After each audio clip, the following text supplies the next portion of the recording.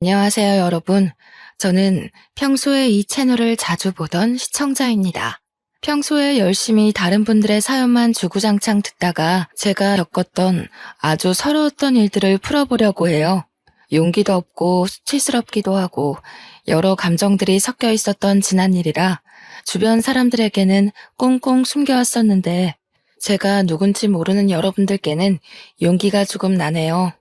결혼해서 살면서 언제가 가장 서운하고 서러운 감정이 들었는지 기억이 나시나요? 남편이 기념일을 까먹었을 때? 아니면 시부모님이 쓰답지 않은 일로 잔소리를 했을 때? 저는 임신했을 때가 가장 서럽고 서운했었습니다. 원래 임신했을 때 느낀 서러움은 평생을 간다고들 하잖아요. 지금부터 제 이야기를 시작해 보도록 하겠습니다. 지금의 저는 40을 바라보는 30대 후반에 접어든 나이이지만 20대 시절의 저는 정말 예뻤어요. 제 스스로 예쁘다 하고 느끼는 게 아니라 정말 주위에서 너는 예뻐서 좋겠다, 예뻐서 부럽다 할 정도로 괜찮은 외모를 가지고 있었습니다. 친구들이랑 술을 마시러 나간다거나 아니면 약속이 있어서 밖에 나가면 꼭 번호를 물어보는 남자들이 한둘은 있을 정도로 화려하고 예쁜 외모를 가지고 있었습니다. 물론 지금도 크게 못나진 건 아니지만 확실히 젊음이라는 게 예쁨을 더 돋보이게 하는 것 같긴 하더라고요. 제가 20대 초중반에 신나게 연애도 즐기고 나가서 놀고 하다가 어느 날 문득 그 생활 자체가 너무 귀찮고 재미가 없더라고요. 그때 처음 저는 컴퓨터 게임이라는 것에 빠져들기 시작했어요. 처음에는 어떻게 하는지도 몰라서 우왕좌왕 하다가 게임 세상 안에서 친구들이 생기고 하나둘 저를 도와주면서 같이 게임을 하다 보니 재미가 있더라고요. 제 캐릭터의 레벨이 오르는 것도 재미가 있고 캐릭터의 장비가 맞춰질수록 점점 강해지는 것도 너무나도 재미있었습니다. 하루가 어떻게 흐르는지도 모를 정도로 푹 빠져서 방 밖으로 나오지도 않고 하루 종일 게임만 했어요. 밤을 새워서 게임을 하고 아침에 해가 뜨면 잠깐 자다가 점심때쯤 일어나서 다시 게임을 하고 그런 생활을 반복했습니다. 허구한 날 나가서 술 먹고 놀던 제가 밖에 나가지를 않고 방에 틀어박혀 있으니 부모님은 슬슬 걱정하기 시작하셨어요. 제가 무슨 일이라도 겪은 건 아닌지 은근히 제 눈치를 보시면서 물어보기도 하셨었어요. 하지만 제가 게임에 빠져서 그렇다고 솔직하게 이야기를 할 수도 없는 상황이긴 해서 대충 얼버무리고 방문을 잠그고 게임을 하기 시작했습니다. 제가 게임을 하면서 친해진 사람이 하나 있었는데 저보다 한 살 많은 오빠였어요. 게임을 오래 했다고 하더니 정말 모르는 거 없이 척척 미션도 해주고 장비도 맞춰주고 저를 위해 돈까지 써가면서 제 캐릭터를 업그레이드 해주었습니다. 물론 본인의 캐릭터도 엄청나게 좋아서 게임 안에서 상당히 유명한 사람이었습니다. 처음에는 접속 시간을 맞춰가면서 같이 게임하는 정도는 아니었는데 시간이 조금 지나니까 저한테 휴대폰 번호를 물어보더라고요. 게임을 이왕이면 같이 접속해서 움직이는 게 좋을 것 같다고 하기에 좋다고 휴대폰 번호를 알려주었습니다. 그렇게 하루 24시간 중에 18시간 같이 게임을 하면서 지내다 보니까 서로에 대해 많은 것을 알게 되었습니다. 보통 잠은 몇 시간을 자는지, 취미는 게임이고 직업은 뭔지, 어떤 삶을 살아왔는지 같은 이야기들 말입니다. 그걸 게임하면서 중간중간 썰을 풀듯 이야기를 하다 보니까 자연스럽게 서로에 대한 깊은 이야기들을 나누게 되었어요. 당연한 수순으로 정이 들었고 게임에 접속하지 못하는 날이 생기면 기다리게 되고 마음 한구석이 허전해지더라고요. 제 이야기를 들은 친구들은 남자친구가 없어서 그런 마음이 생기는 거라고 소개팅이라도 하라고 했지만 이상하게 싫었습니다. 게임 캐릭터 때문에 알게 된 사람이지만 이미 정이 많이 들어서였을까요? 다른 남자를 만난다는 게 좀 바람 피우는 것 같은 느낌이 들었어요. 한마디로 저는 게임 속 세상에서 알게 된 사람과 연애를 하고 있는 듯한 기분을 가지게 된 거죠. 그러다 보니 게임 캐릭터가 아닌 이 사람의 진짜 얼굴이 문득 궁금해지는 게 아니겠습니까? 그래서 은근슬쩍 메신저의 프로필 사진을 훔쳐보기 시작했어요. 언젠가 그 오빠가 자기 사진으로 프로필 사진을 바꾸어 놓았는데 너무나도 잘생긴 거예요. 순간 내 전남친들도 이렇게 잘생긴 애가 없었는데 하는 마음이 들어서 깜짝 놀랐습니다. 저도 당연히 제 얼굴로 프로필을 해두었고 그렇게 휴대폰 메신저를 통해서 대화를 나누다 보니까 진짜 연애를 하는 기분이 들었습니다. 은근슬쩍 서로의 연애에 대해 질투하듯 이야기도 하고 언젠가부터는 게임보다 사생활에 대한 이야기를 더 많이 나누게 되더라고요. 그러다 보니 제가 막 애가 닳기 시작하는 겁니다. 딱 한 번만 실제로 만나보고 싶다. 그런 위험한 생각을 하게 되었어요. 이미 게임 세상 속에서 저희는 연애를 하는 거나 다름이 없었으니까 만나도 똑같을 거라고 생각하기도 했고요. 잘생긴 얼굴이 제 머릿속에서 벗어나질 못했죠. 슬쩍 사진이 오빠 얼굴 맞냐 하고 물어보니까 웃더라고요. 그러면서 여러 사진을 보내주는데 하나같이 죄다 잘생긴 그 얼굴을 하고 있었습니다. 저도 나름 예쁘다는 소리를 듣고 살았고 제 얼굴에 자신감도 있었으니까 한번 만나보고 싶다고 이야기를 했어요. 그런데 현실적인 문제는 여기부터 시작이 되었습니다. 저는 서울에 살고 있었고 오빠는 부산에 살고 있었거든요. 한번 만나려면 기차나 버스를 타고 부산까지 가거나 오빠가 서울까지 와야지만 만날 수 있었어요.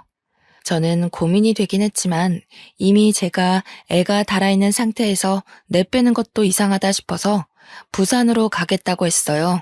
때마침 친구들도 부산 여행 가자 하고 말이 나왔던 상태라서 친구들이랑 놀러 가는 김에 저녁이라도 한 끼 하면 되겠다 싶었습니다. 제가 부산에 간다고 하니까 좋다고 하더라고요. 대망의 부산 여행일이 다가오고 친구들에게 둘째 날 저녁에 약속이 있어서 그날은 알아서 놀다 가라고 했어요. 친구들도 부산에 있는 클럽에 놀러 가겠다고 해서 저에게 배신자니 따로 논다고 뭐라 하는 것 없이 알겠다고 하더라고요. 둘째 날이 되고 친구들은 이미 나갔고 저는 오빠의 연락을 기다리면서 몇 시쯤 볼 수 있냐고 물어봤습니다. 그런데 계속 30분만 있다가 이러면서 약속 시간을 미루는 게 아니겠어요? 만나기로 해놓고 자꾸 코앞에서 30분만 있다가 보자 하는 식으로 약속을 미루니까 제가 슬슬 화가 나더라고요. 그래서 그랬죠.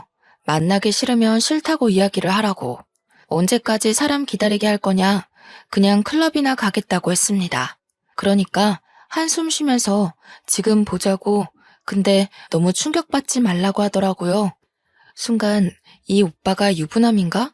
하는 생각이 들었지만 끽해봐야 20대 후반인데 벌써? 하는 생각도 들었고요. 약간 불안한 마음이 들긴 했지만 스스로 잘 달래고 약속 장소에 나가서 오빠를 기다렸습니다. 그런데 진짜 충격을 먹을 수밖에 없는 일이 벌어졌어요. 약속 장소에 나온 사람이 제가 알던 그 사진 속 꽃미남이 아니라 완전 거구의 야수가 나온 겁니다. 몸도 씨름 선수처럼 퉁실퉁실해가지고 얼굴은 정말 사람이 이렇게 생길 수가 있나? 이거 코믹 만화 아니야? 싶을 정도로 생긴 거예요. 그냥 딱 야수. 야수나 다름없는 사람이 나타나서 수줍게 저한테 손을 흔드는데 순간 배신감이 왕창 들었습니다. 그래서 저는 누구신데 저한테 인사를 하냐고 차갑게 이야기를 했어요. 그러니까 뻘쭘해하면서 이야기를 하더라고요. 사실은 얼굴에 자신감이 없어서 친구 사진을 빌려다가 썼다고요. 저는 정말 깊은 배신감도 들고 얼굴이 못생겨도 너무 못생겨서 정이 한순간에 확 떨어지고 말았습니다. 그래도 일단 밥은 먹자고 약속은 해둔 탓에 어쩔 수 없이 마주 앉아서 밥을 먹는데 진짜 할 말이 없었습니다. 저를 언제까지 속일 작정이었는지 그동안 잘생겼다고 칭찬하는 저를 보면서 얼마나 비웃었을지 생각을 하니까 밥이 안 넘어갔어요. 그대로 헤어지기 시간이 좀 애매해서 2차로 조개구이 집에 가서 소주를 먹기로 했는데 뜨거운 새우구이를 일일이 까서 제 그릇 앞에다가 두더라고요.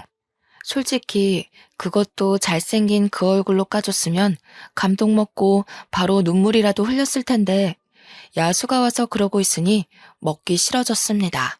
손끝이 빨갛게 익은 걸 보면서 솔직히 좀 마음이 동하긴 했지만 얼굴을 보면 그 생각이 싹 사라졌어요. 그날 친구들이 있는 호텔로 돌아오면서 전화도 하기 싫어서 문자로 은근히 이제는 만나지 말자는 식으로 문자를 보냈습니다. 저한테 대놓고 내가 못생겨서 그래? 이러는데 순간 맞아 라고 하면 제가 너무 나쁜 여자가 될 것 같더라고요. 그래서 그냥 성격이 좀 안 맞는 것 같다고 돌려서 이야기를 했어요. 그런데 부산에 다녀와서도 게임 속에서 자꾸 저를 챙기는 게 아니겠어요? 저야 뭐 따라다니기만 하면 척척 장비가 생기니까 편하긴 했지만 얼굴도 이미 마주한 상태에서 딱 잘라내고 싶었기에 좀 불편했어요. 그런데 저한테 신경 쓰지 말고 게임만 재밌게 즐기자고 하더라고요. 그래서 에라 모르겠다는 심정으로 열심히 게임만 즐기기로 마음을 먹었습니다. 세상에 그런 속담이 있잖아요. 10번 찍어서 안 넘어가는 나무 없다고. 제가 딱 그 꼴이었습니다. 저한테 너무 잘해주니까, 모든 걸 저한테 맞춰주니까 은근히 그런 생각이 드는 거예요. 얼굴이야 뭐 평생 보고 살 것도 아닌데 잠깐 연애만 하는 거면 이렇게 자상한 사람도 괜찮지 않을까?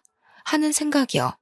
저한테 계속 지고지순하게 잘해주고 저만 챙겨주고 무조건 저를 1등이라고 생각해주는 남자가 흔하지는 않으니까요.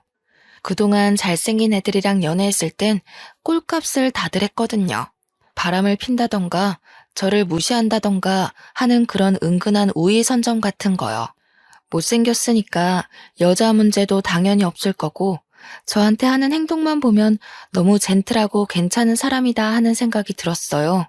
그때라도 게임을 접었어야 했는데 바보 같았던 저는 홀라당 그 사탕 발림에 넘어가 버렸습니다.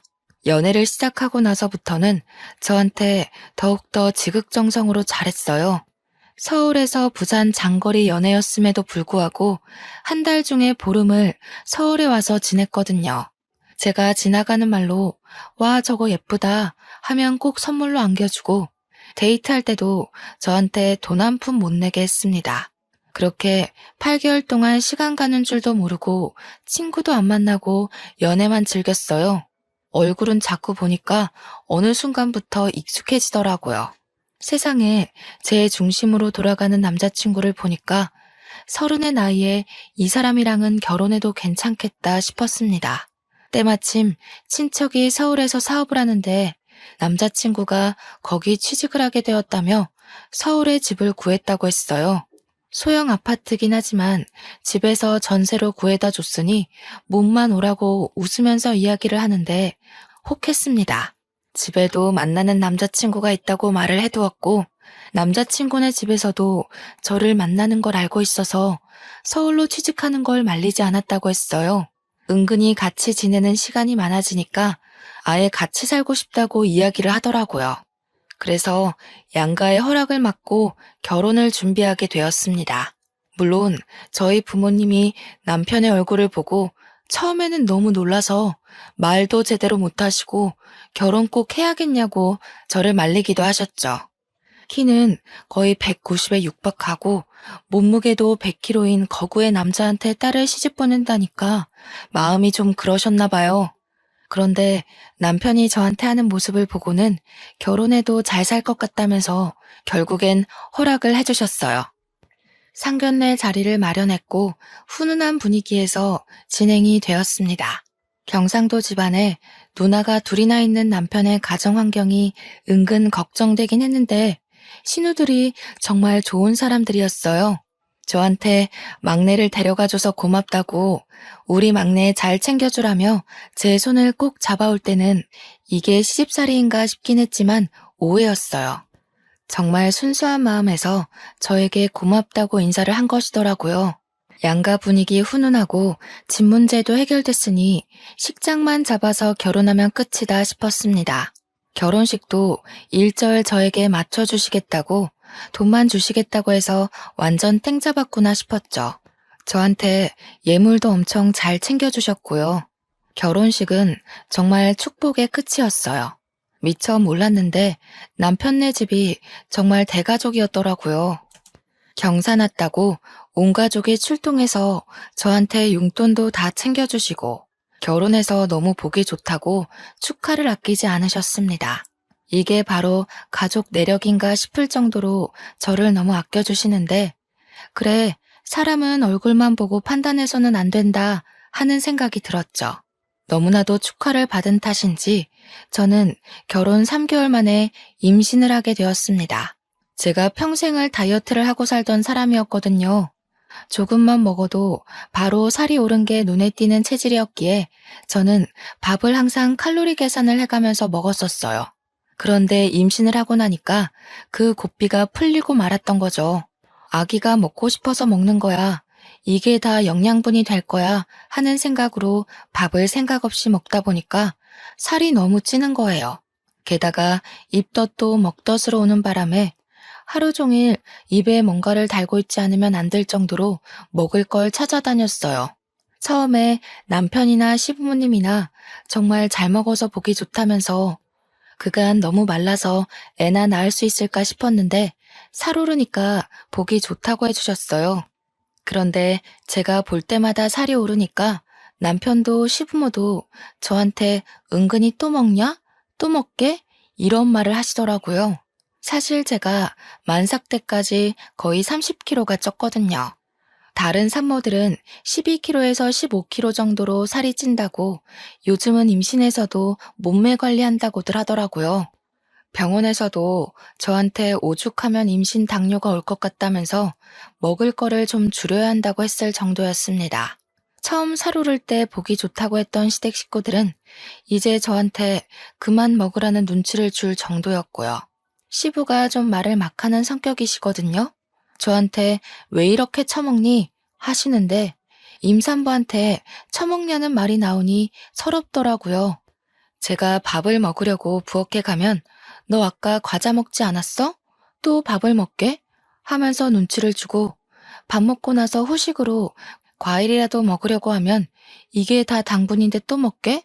하면서 남편이 자꾸 꼽을 주는 겁니다. 저한테 뭐라고까지 했는지 아세요? 볼 건 얼굴밖에 없었는데 너도 이제 한물 갔다. 이러는 게 아니겠어요.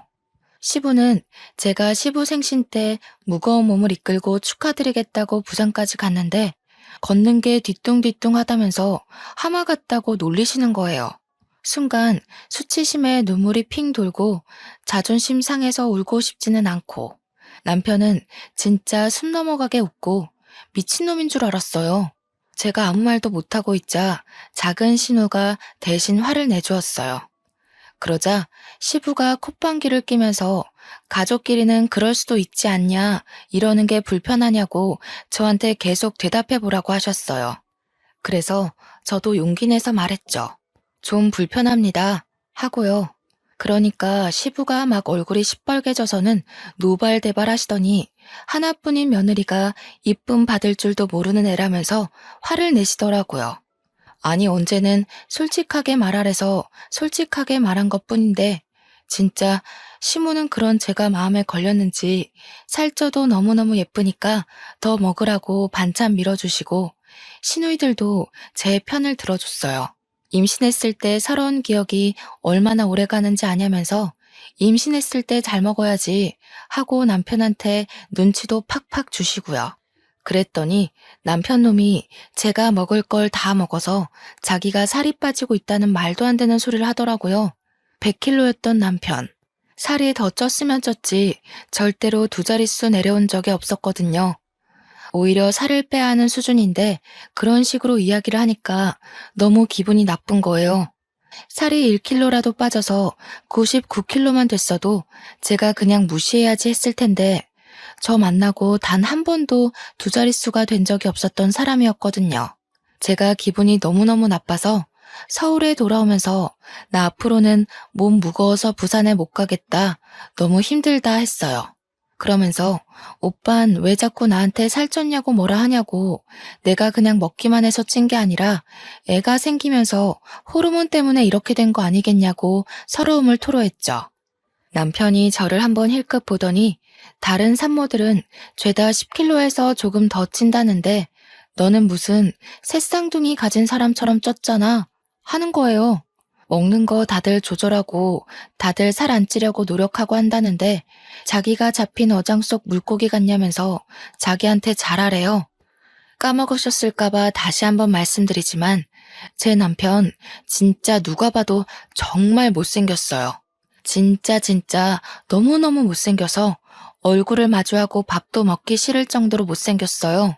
그런데 지 주제도 모르고 뭘 잘하라고 이야기하는 건지 진짜 다시 생각해도 어이가 없네요.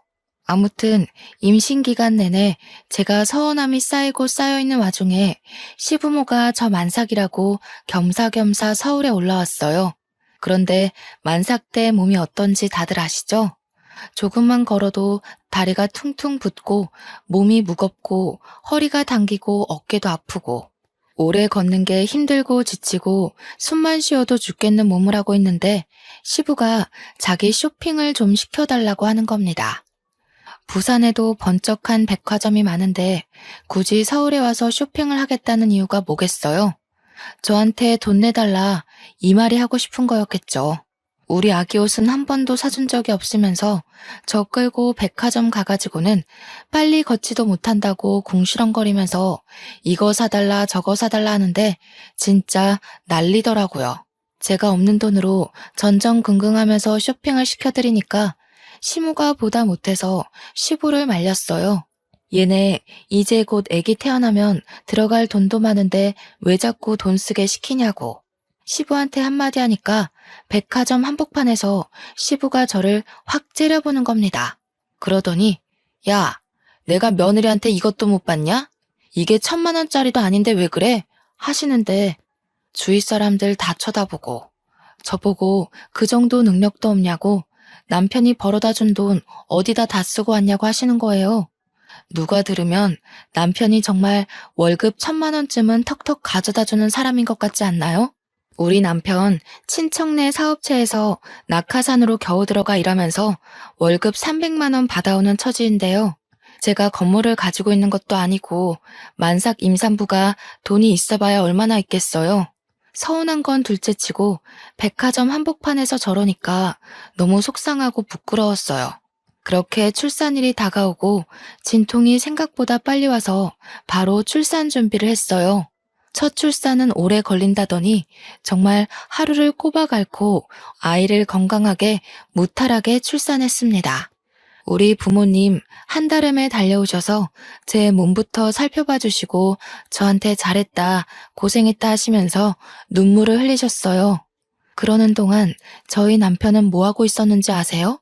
뒤에 소파를 떡하니 차지하고는 코 골면서 자고 있었습니다. 남편이 소파를 차지하는 바람에 부모님은 내내 앉을 자리 없이 서 있어야 하셨고요. 뒤늦게 오신 시부모님이 코 고는 남편 보고 헛기침을 하시더라고요. 저희 부모님 눈치가 보였는지 시모가 남편을 깨우려고 하니까 시부가 왜 깨우냐고 내버려두라고 하더라고요. 우리 부모님이 불편한 기색을 보이니까 좀 조용히 이야기하소. 우리 아들 깨요. 하는데 저 진짜 우라통이 터져가지고 혼났네요. 시모가 놀래서 여보 이러면서 우리 며느리가 고생했지 저놈이 한 게 뭐가 있냐고 당장 깨우라고 하는데 시부가 바깥일 하고 온 아들 불쌍하지도 않냐고 주말이라서 출근도 안 했고 밤새 게임하느라 저렇게 처자고 있는 건데도 말이죠. 우리 부모님도 뭐라 더 할 말이 없으신지 남편은 쳐다보지도 않으시고 저만 챙겨주셨어요. 시부는 아나무인처럼 아들 편들고 시모만 가운데서 계속 제 눈치 보랴 친정 부모님 눈치 보랴 바쁘셨어요. 조리원에 가서도 남편은 완전 무신경의 극치였습니다. 가서도 내내 휴대폰 보느라 애가 모유 수유를 하러 방으로 올라왔는데도 신경도 안 쓰더라고요. 게임이 아무리 즐거워도 자기 새끼가 태어나서 방에 올라오는데 눈길 한 번 안 줄 수가 있나요?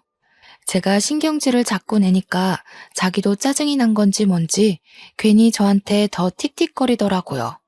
저한테 뭐라는 줄 아십니까? 제가 마사지를 받으러 가니까 저 대신 자기가 한 번만 받으면 안 되겠네요. 일하고 게임하고 하느라 어깨도 아프고 몸도 찌뿌둥하다면서 마사지 5번이나 받을 건데 그중 한 번만 양보를 하래요 글쎄. 제가 너무 열이 받아서 너 그냥 집에 가라고 얼굴 보기도 싫으니까 그냥 집에 가서 너 하고 싶은 거 하고 있어라. 나 조리원에서 혼자 좀 쉬자 했습니다. 보통은 그렇게 이야기하면 아, 내가 잘못했어. 이 말이 먼저 나와야 하는 거 아닌가요? 그러니까 바로 오, 그래? 하고 짐 싸서 집으로 가버리는 거예요. 오죽하면 조리원 동기들이 제가 미혼모인 줄 알고 처음에 말 걸기가 좀 그랬대요. 혹시라도 눈치 없이 남편 이야기라도 하게 되면 제가 눈치 볼 줄 알았다는 거였죠. 근데 남편이 없으니까 또 나름대로 편하더라고요. 먹는 걸로 눈치 주는 사람도 없고 옆에서 내내 게임하다가 코 골며 잠드는 인간 없으니 속이 시원했어요. 2주일 동안 푹 쉬고 애랑 같이 집으로 돌아오고 나서부터 진짜 전쟁이 시작되었습니다. 남편은 애가 울어도 핸드폰을 손에서 놓지 못하고 있지, 저는 젖병 삶아야지, 기저귀 치워야지, 거기다가 밥까지 차려야지. 애는 시도 때도 없이 울고불고 하는데 분유 잘 먹이고 트림 제대로 못 시켜서 와르르 다 토해버리지. 그거 치우고 있는데 남편 놈은 옆에서 밥 언제 주냐고 저한테 배고프다고 난리지. 제가 너무 열이 받아서 남편한테 소리를 꽥 질렀습니다. 네가 좀 차려 먹어라 제발. 너는 손이 없냐 발이 없냐? 내가 애 보는데 네 밥까지 차릴 정신이 어디 있겠냐고. 집안 꼴 좀 보라고. 다른 집 남편들은 밥도 차려줘, 쓰레기도 버려줘, 애도 봐준다는데 도대체 네가 집에서 하는 게 뭐가 있냐고 고래고래 소리를 질렀어요. 그러니까 저한테 손목에 차고 있던 시계를 풀어서 던지는 게 아니겠어요? 제가 너무 놀래서 입을 떡 벌리고 남편을 쳐다보니까 그제서 지도 좀 오바했다고 느낀 건지 A씨 이러면서 집을 나가더라고요. 그때 처음으로 저는 이혼을 결심하게 되었습니다. 고작 1년 2개월 만에 이혼을 결심했으니 제가 얼마나 고통스러웠을지 짐작이 가시나요? 그날 이후로 저는 남편하고 말도 섞지 않고 제가 할 일만 최소한으로 하고 애만 봤어요.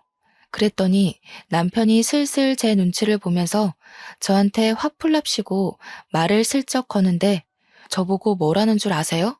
저 때문에 화가 나서 시계를 던지는 바람에 고장이 났으니 좋은 시계 하나 사주면서 화해하자는 성의를 보이래요.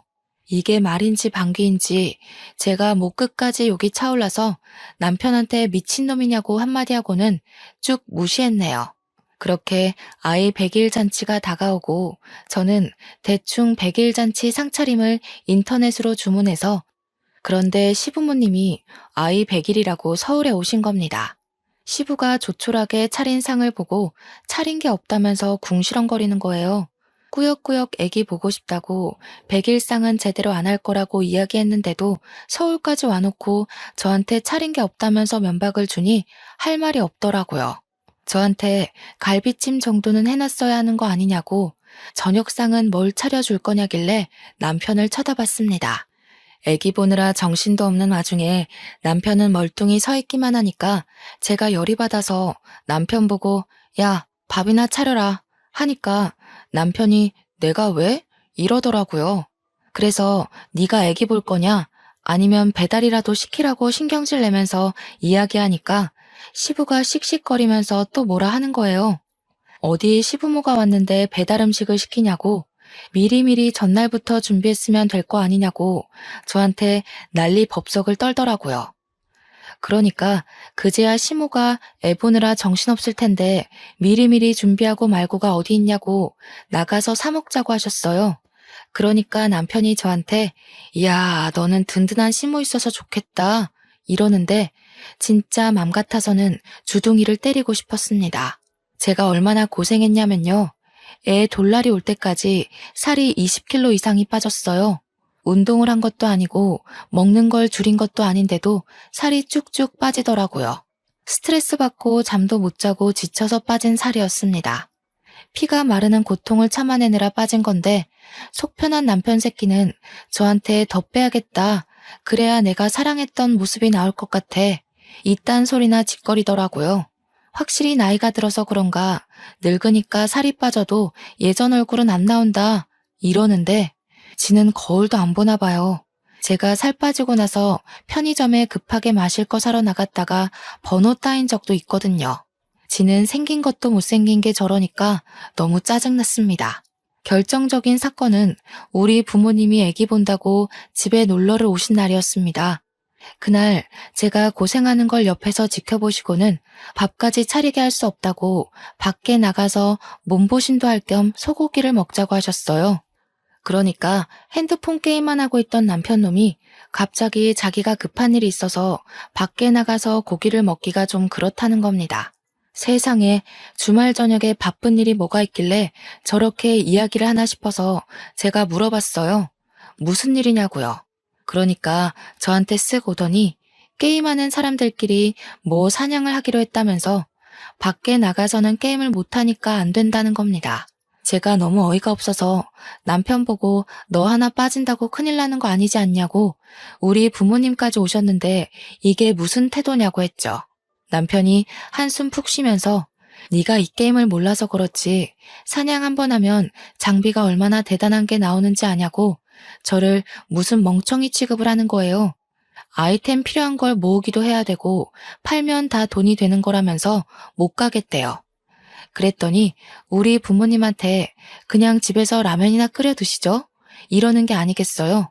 우리 부모님이 기가 막혀서 그게 무슨 소리냐고 그럼 자네는 집에 있으라고 우리 딸 데리고 소고기 먹고 오겠다면서 저보고 나가자고 하셨습니다. 그랬더니 남편이 그러면 자기가 양보할 테니 소고기 좀 싸와서 집에 와서 구워달래요. 진짜 미친놈 맞죠? 제가 빡쳐서 대꾸도 안 하고 부모님 모시고 나와버렸어요. 제 표정이 너무 안 좋고 그러니까 부모님도 한숨만 쉬시고 제 눈치만 보시더라고요. 아기 보러 온 좋은 날인데 이런 꼴만 보여드려서 저도 진짜 속상했습니다. 아빠도 화가 잔뜩 나셨는지 입을 꾹 다무시고 있는데 나중에는 저도 눈치가 보이더라고요. 엄마가 저한테 평소에 도대체 어찌하고 사는 거냐고 한마디 딱 하시는데 그때부터 눈물이 막 쉴 새 없이 떨어지는 거예요. 정말 예쁘다고 어딜 가도 빠지지 않던 딸인데 이런 취급받으면서 사니까 부모님 속은 어떻겠어요? 그동안 서러웠던 일, 무시당했던 일, 짜증났던 일 모든 게 한꺼번에 휘몰아치면서 눈물이 뚝뚝 떨어지는데 아빠가 저한테 이혼하고 싶냐고 한마디 툭 던지시더라고요. 우리 아빠가 평소에 엄청 가부장적이고 저를 엄하게 키우셨었거든요. 그래서 제가 아빠 말에는 무조건 복종하고 또 아빠 무서워서 제가 뭘 어떻게 하고 싶다 이런 이야기를 잘 못했었어요. 그런데 먼저 이혼 이야기를 꺼내주시니까 갑자기 속에서 울컥하고 다 터져 나온 거예요. 아빠 무서워서 말 못하고 있었는데 먼저 이렇게 속 시원하게 긁어주시니까 저도 막 입이 터진 거죠. 제가 끄덕끄덕하면서 이혼하고 싶다고 그동안 너무 서럽고 힘들었다고 다 털어놓으니까 아빠가 더 볼 것도 없다 당장 이혼해라 하시더라고요. 그때 정말 어찌나 든든하던지 우리 아빠가 최고구나 하는 생각이 들었습니다. 그렇게 든든한 아군을 얻어내고 집에 홀가분하게 딱 들어왔는데 남편이 게임하다가 저를 쓱 보면서 야, 소고기는? 이러는 게 아니겠어요? 그걸 내가 왜 포장해 오냐고 가서 구워 먹는 거면 몰라도 찌질하게 포장해서 집에 와서 구워 먹는 게 뭐냐고 한마디 했죠. 지가 먹고 싶었으면 따라가서 먹어야지 게임 때문에 포기해놓고 양손에 떡 쥐려는 심보가 고약했어요. 그러니까 저한테 그깟 소고기 포장해오는 게 뭐가 힘든 일이냐면서 네 입만 입이냐고 혼자 살찌울 때 알아봤다고 하는 거예요. 일부러 상처 주려고 그러는 사람처럼 혼자 처먹고 오니까 좋냐? 이러는데 진짜 뚫린 주둥이라고 저걸 말이라고 뱉나 싶고 저도 참지 않았습니다. 야, 니는 라면 먹는다며. 우리 엄마 아빠한테도 라면 타령하더니 내가 소고기 먹고 온 게 그렇게나 꼽냐? 그러면 네가 게임 포기하고 따라왔어야지. 집에서 편하게 게임하다가 나한테 소고기를 내놓으라고?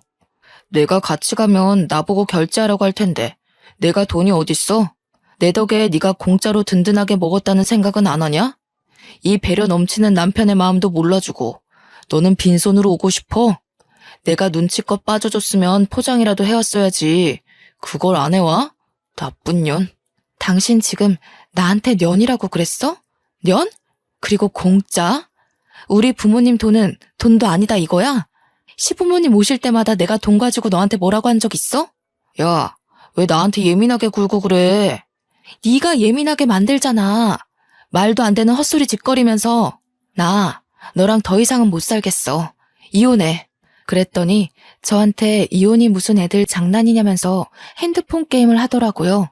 저는 진짜 고민 끝에 겨우겨우 뱉은 말인데 장난 취급하면서 제 말을 집중도 안 하고 게임에만 집중하는 걸 보니까 너무 열받았습니다. 마음 같아서는 냅다 아파트 밖으로 휴대폰을 던지고 싶은 심정이었어요. 너는 끝까지 게임. 아주 게임밖에 눈에 안 들어오지? 장난은 네가 하는 행동이 장난 같아 보인다 아주. 됐고 이혼할 거니까 그런 줄 알아. 네가 못하겠다고 버팅기면 소송이라도 할 테니까 그런 줄 알으라고. 제가 씩씩거리면서 이야기를 하니까 남편이 막 피식피식 웃는 거예요. 그러더니 저한테 그래 네가 해달라는 대로 해줄게. 우리 그냥 이혼하자 하더라고요. 저는 이 새끼가 뭘 잘못 먹었나 싶었지만 이게 웬 떡이냐 하는 생각이 들어서 당장 하자고 알겠다고 했습니다. 그러니까 저한테 아주 뭔가 꽁꽁 숨겨뒀다는 말투로 나중에 후회나 하지 말고 뱉은 말이나 잘 지키라는 거 아니겠어요? 제가 그동안 어떤 서름을 견디고 살았는지는 하나도 생각하지 않는 말투로 후회를 짓거리더라고요. 그래서 저도 그냥 강하게 나갔죠. 내가 후회할 일이 뭐가 있겠냐고. 죽어도 그럴 일 없으니까 너나 말 바꾸지 말고 이혼 도장 준비하라고요. 남편이 막 웃음을 못 참겠다는 표정을 짓는데 너무 얄밉고 못생겨서 꼴도 보기 싫었습니다. 그러면서 후회할 텐데 내가 아주 떼부자가 될 예정이거든 이러는 게 아니겠어요? 제가 아무 소리 안 하고 그냥 빤히 쳐다보니까 아주 신이 나서 술술 불더라고요. 나랑 같이 게임하는 형이 있는데 그 형이 중국에서 크림을 수입해와서 파는 사람이다 이거야. 화장품 공장도 하나 가지고 있고 아주 성능이 대박이라고 나한테 투자를 하라고 하더라. 그 크림이 뭐냐면 지금 품절 대란으로 구할 수도 없는 마사지 크림인데 그걸 바르면 미백도 되고 주름도 펴지고 뭉친 데 발라서 마사지를 하면 근육도 풀리고 모공도 없어지는 그런 크림 아니겠어? 이런 좋은 아이템이 있으면 바로 투자를 해야지. 게임 같이 하는 형이 엄청난 부자라면서 아이템 몇백만 원짜리를 현찰로 턱턱 구매를 하는 사람이라는 겁니다. 알고 보니 마사지 크림을 수입해와서 팔고 하는 사람이라 그걸로 돈을 벌었다면서 남편한테 아무도 공동 투자 안 시켜줬는데 게임 같이 한 정이 있으니 자리 하나 주겠다고 했대요. 중국에서는 이미 없어서 못 파는 크림이라고 한국에서도 팔아보자고 무슨 한국 판매권을 주기로 했다나 뭐라나. 저한테 앞으로 수백억을 벌어올 건데 이혼하자고 하면 지는 좋다고 콩고물 떨어지길 기대도 하지 말라고 하더군요. 투자를 한 건 그렇다 치고 네가 무슨 돈이 있어서 그런데 투자를 했냐고 하니까 시부랑 같이 대출을 받아서 했다는 겁니다. 저는 그것도 졸도하는 줄 알았어요. 저한테는 이런 방구 말도 없이 갑자기 대출을 받아서 투자를 했다는 게 말이 안 되잖아요. 진짜 부부를 뭐라고 생각하는 건지 너무 어이가 없고 화가 나서 아무 말도 못 하겠더라고요. 그런 저를 보고 남편은 마치 돈 때문에 제가 이혼하자는 이야기한 걸 후회하는 사람인 것 마냥 취급을 하는 겁니다. 뭐 자기가 돈을 수백억을 벌면 애 생각해서 1억 정도는 주겠다고 하면서 저를 약올리는데 화장품에 대해서 조금 아시는 분들이라면 다들 눈치채지 않으셨나요? 세상에 저런 크림이 있으면 홈쇼핑이며 방송이며 난리가 났겠죠. 미백도 되고 모공도 줄고 주름도 펴지고 거기다가 근육까지 풀리는 마사지 크림이 세상 어디에 있단 말입니까? 중국에서 수천억 원의 가치를 인정받아서 자기는 이제 돈방석에 앉을 거라고 꿈에 부풀어 있는데 어디 끝까지 해봐라 싶었습니다. 저한테 이혼할 거면 빨리 하자고 난리를 치더군요. 재산 분할이니 뭐니 더러운 거 싫다면서 이 아파트 반으로 뚝 떼서 줄 테니까 이혼만 빨리 하재요. 자기는 더 젊고 어린 여자 만나서 세상가 갈 거라면서 애도 저보고 키우라는 게 아니겠습니까? 저한테는 완전 고마운 일이었죠. 아파트를 반으로 뚝 떼서 준다고 하니까요. 세상에 저런 크림이 존재하지도 않다는 건 모르고 100% 사기 맞은 건데도 저는 일부러 안 알려줬습니다.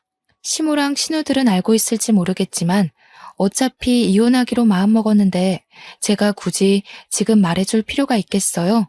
입 싹 씻고 하루빨리 정리하자고 아파트 반 떼어주기로 한 거 까먹지나 말라고 했습니다. 남편은 무슨 강남에 있는 펜트하우스에 이사갈 꿈에 부풀어서 당장 집부터 정리하자고 해서 저희는 이혼 도장 찍고 아파트도 정리하기로 했어요. 저한테 아무리 잘 돼도 1억 이상은 안 줄 거라고 원포를 놓길래 딴소리나 하지 말라고 했습니다. 애가 있어서 협의 이혼도 3개월이나 걸리더라고요. 그 3개월 동안 저희는 아파트도 정리했고 남편은 오른 시세까지 쳐서 반을 뚝 저에게 떼주었습니다. 나중에 울고불고 다 늙어서 후회나 하지 말라고 애 핑계대고 돌아온다 해도 안 받아줄 거라고 저한테 신나서 이야기하더라고요. 3개월이 훌쩍 넘는 시간 동안 그 사기꾼이 남편한테 뭐라고 핑계를 댔는지는 모르겠지만 일주일만 기다리면 돈 들어올 거다 하면서 버티더라고요. 수익이 쉽게 들어오겠냐, 한 방에 주겠다, 제품이 곧 도착한다, 이런 식으로 남편을 깨어냈더라고요. 저는 강 건너 불구경한 셈이죠. 이혼하고서는 저는 빠르게 안정을 찾아가기 시작했어요. 꼴도 보기 싫은 인간이랑 떨어지니 세상 여유가 생기더군요. 친정에서도 아이 봐주는 걸 도와주시고 저는 6개월 만에 취업이라는 걸 할 수 있게 되었습니다. 뭐 대단한 회사는 아니지만 그래도 제 날짜에 월급이 따박따박 나오는 곳이었어요. 저도 이제 혼자 아이를 키우려면 경제적인 독립이 필요하긴 했으니까 내 평생 직장이다 생각하고 다니기로 마음먹었죠. 그렇게 시간이 흐르고 흘러서 전 남편의 소식을 전해 듣게 되었습니다. 사기꾼은 제가 취업을 할 시기쯤에 결국 잠수를 타버렸다고 했습니다. 남편이랑 시부는 대출을 1, 2천 받은 게 아니라 둘이 합쳐서 1억을 좀 넘기는 금액을 받았다 했어요. 그 돈을 들고 튄 사기꾼 잡는다고 남편은 다니던 회사도 그만두고 시부랑 전국 방방 곳곳을 돌면서 죽는다는 소리를 했대요. 경찰 수사를 맡겼다고 하는데 그런 사기꾼들은 잡는 것도 쉽지 않다고 하더라고요. 나중에 시모한테서 죽는 소리 들려서 이야기를 더 들어보니 우리 신혼집 정리했던 돈도 추가로 다 쏟아 부었대요. 그러니까 1억 조금 넘는 돈인 줄 알았더니 거의 5억 넘게 투자를 했던 거죠. 세상에 그런 크림이 있었으면 사기꾼 입으로 듣기 전에 입소문이 났겠죠. 만병통치약도 아니고 그런 크림이 어떻게 존재하겠습니까? 시모나 신우들만 알았어도 사기라고 이야기를 해주었을 텐데 시부나 남편이나 돈 욕심이 나서 가족들에게도 말을 안 한 거죠. 저는 이때다 싶어서 양육비 지급 소송을 냈고요. 내용 증명도 보냈습니다.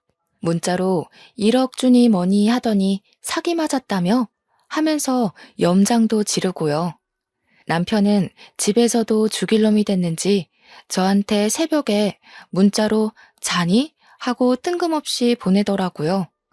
차단하니까 다른 번호로도 연락 오는데 다 차단하니까 계좌에 이런 식 보내면서 사랑했다, 보고 싶다, 다시 만나주라 연병을 하더군요. 그것도 스토커 처벌법으로 처벌이 되더라고요. 그래서 경찰 신고하고 조사받게 해주었습니다.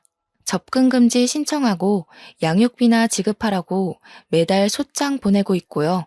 저는 스트레스도 사라지고 일하면서 바쁘게 지내니 예전 몸매로 돌아오더라고요. 살도 빠지고 활력 있게 사니까 주위에서 소개팅 시켜준다부터 시작해서 번호를 따가는 사람들도 있고 대시하는 사람들도 있어요. 그치만 남자라면 이제 치가 떨려서 아이랑 둘이 행복하게 살 예정이랍니다. 저의 홀로서기를 응원해주시면 감사하겠습니다.